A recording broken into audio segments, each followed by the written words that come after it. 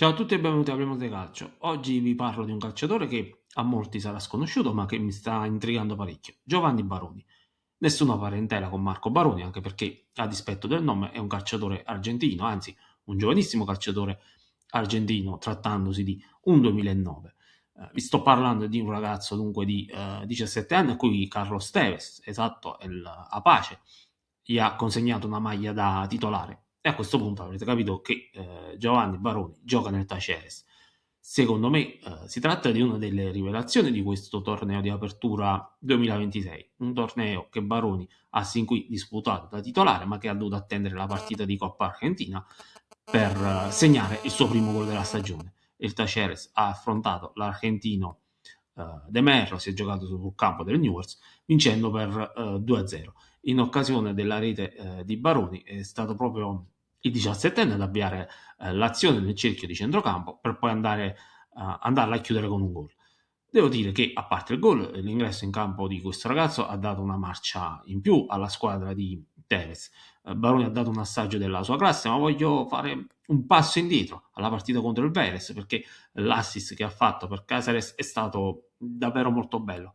Ha fatto un passaggio filtrante di esterno con il pallone che chiedeva solo di essere messo in porta da Matteo Caceres, che non ha sbagliato, che invece evidentemente sbagliata è stata la difesa del Vélez, ma questo non ci interessa discutere in questo momento.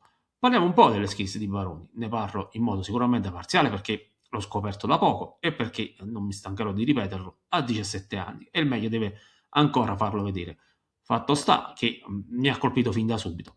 Una curiosità, indossa la maglia numero 30, probabilmente in onore di Messi, una cosa simile la fece Massantuono al River, lo sapete Messi al Barcellona prima di avere la 10 aveva il 30, numero che poi ha scelto anche al PSG.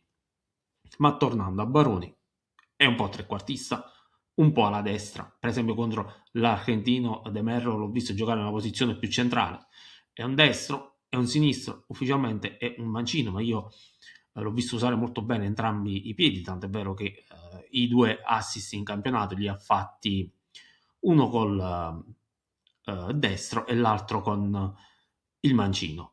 È un calciatore bravo nel saltare l'uomo, ha il dribbling ma ha anche la visione di gioco e non gli manca il passaggio decisivo nell'ultimo terzo di campo. L'impressione che mi sono fatto in queste poche partite è che ha intelligenza tattica e un buon senso della posizione. Gioca con una maturità tale da sembrare un calciatore più grande, con più partite alle spalle.